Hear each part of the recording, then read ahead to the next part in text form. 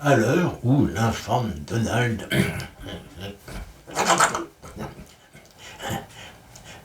donc Picsou en fait, envisage sérieusement de sortir des accords de Paris, eh ben, on peut s'interroger pour savoir si ces accords de Paris ont servi à quelque chose. Apparemment, la réponse est sans doute, oui, mais avec un résultat négligeable puisque la hausse des températures moyennes, on ne parle pas de chez nous, il fait un froid abominable, mais la hausse des températures moyennes a été supérieure à ce que redoutait le GIEC. Les fameux 1,5 degrés, ils sont déjà atteints et dépassés. Alors, quid déjà de la position des écologistes, d'une manière générale. Vous savez, moi je n'aime pas du tout. Je suis pas pour la fin du monde. Mais bon, si on pouvait faire des trucs utiles au lieu de poursuivre des options purement fanatiques pour attaquer les voitures, les machins, etc. Bon, ça serait bien, quoi. Concrètement, quand on voit d'ailleurs ce que ça donne quand les écologistes sont élus, c'est le cas à Paris et à Grenoble, entre autres. C'est devenu des villes cauchemars, aussi bien l'une que l'autre. Et j'ai pas l'impression que la pollution y diminue.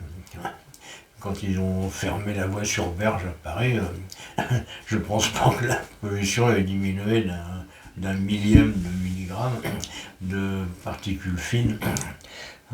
C'est juste une mesure punitive, hein. C'est un peu comme à Grenoble où on interdit aux pauvres de rouler et puis on laisse les dealers s'entretuer dans les rues. Bon, c'est ça les écolos.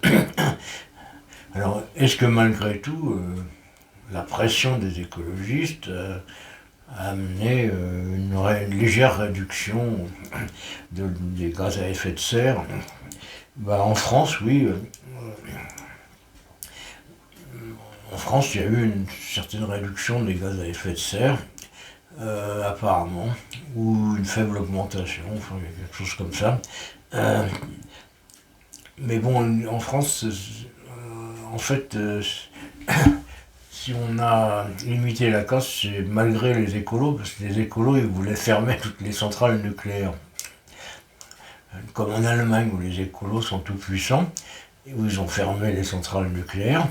Résultat, maintenant, ils produisent de l'électricité avec des centrales à charbon pour alimenter leurs voitures électriques.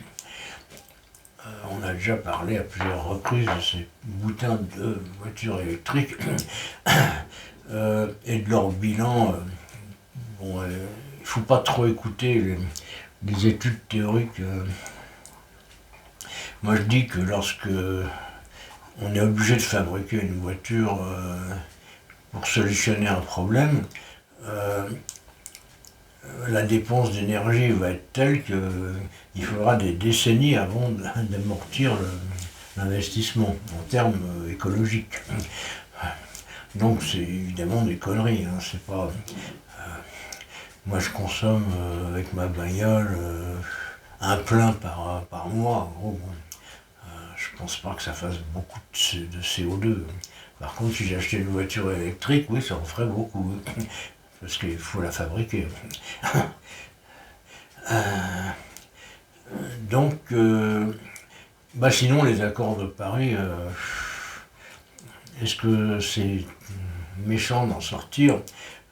C'est des accords que, de toute façon, des accords qui servaient à rien et qu'on ne respectait pas et qui n'ont eu aucun effet positif en termes de réduction de la hausse des températures. Donc, Trump en sort, il les respectait de toute façon pas, donc sortir d'accord qu'on respecte pas, ça change pas grand chose. C'est pas que j'ai de la sympathie pour Trump, hein, pour moi euh, c'est quelqu'un d'éminemment méprisable et toxique. Euh, mais bon, faut arrêter aussi avec l'hypocrisie. De toute façon, je crois que la hausse des températures, il va falloir faire avec. Hein,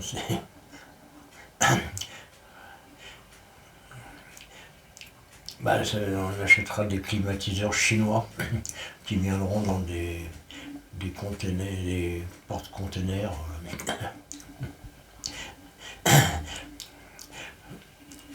Ouais.